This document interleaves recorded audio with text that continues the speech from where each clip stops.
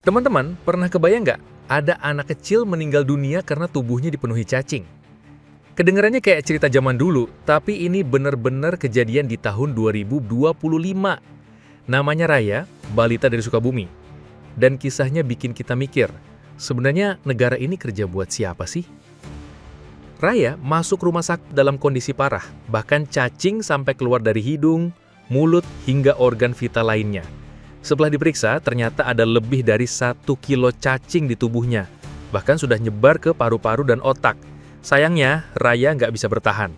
Dan akhirnya meninggal pada 22 Juli 2025. Kalau dengar cerita ini, kita ngerasa miris banget. Seharusnya hal kayak gini nggak boleh kejadian lagi di negara sebesar Indonesia. Nah, di balik kisah ini, ada satu komunitas kecil namanya Rumah Teduh Sahabat Iin. Mereka bukan pejabat, bukan lembaga besar, tapi relawan yang kerja terus buat nolongin orang-orang yang nggak punya akses ke kesehatan. Raya bisa sampai ke rumah sakit itu karena dijemput sama relawan rumah teduh. Mereka yang ngurusin, bahkan sampai bolak-balik ke Dinsos buat cari bantuan. Tapi hasilnya nggak ada, bantuan nihil. Yang ada malah relawan lagi yang harus nanggung semuanya. Biaya perawatan Raya mencapai puluhan jutaan, kalau tidak salah kurang lebih sampai 23 juta rupiah. Nggak ada bantuan dari Pemda, nggak ada dari Dinsos, padahal mereka udah ngajuin ke sana kemari. Coba cek aja perjuangan mereka di konten Instagramnya. Akhirnya, lagi-lagi komunitas kecil ini yang nutupin biayanya. Padahal, keluarga Raya sendiri bener-bener nggak mampu.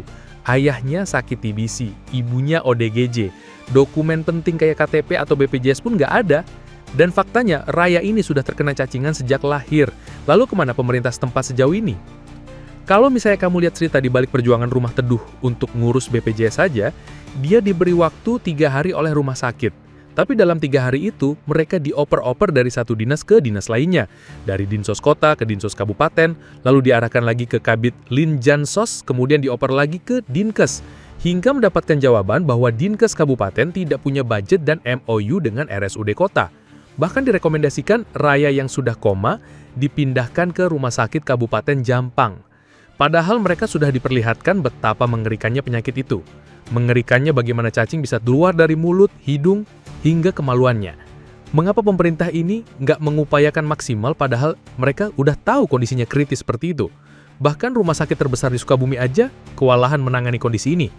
Bagaimana mungkin Dinkes dengan mudahnya bilang, pindahkan saja ke rumah sakit ke kabupaten. Rumah teduh bukan baru kali ini ngalamin. Bertahun-tahun mereka berusaha ngurus bantuan lewat jalur resmi, tapi selalu mentok di birokrasi ribet. Minta surat ini, surat itu, rekomendasi dari sana-sini, semua syarat lengkap baru bisa diproses. Masalahnya, orang yang mereka tolong itu seringkali udah di ujung nyawa. Mana sempat lagi ngurus surat-surat kayak itu?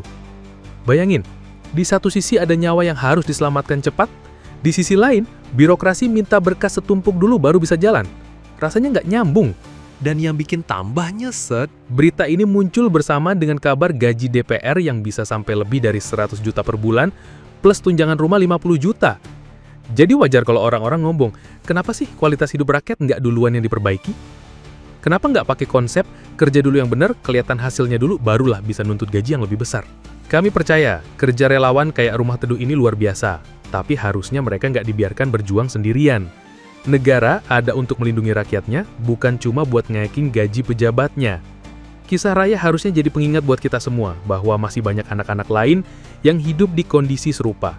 Dan semoga tragedi ini nggak cuma jadi berita lewat, tapi bisa bikin kita semua lebih peduli.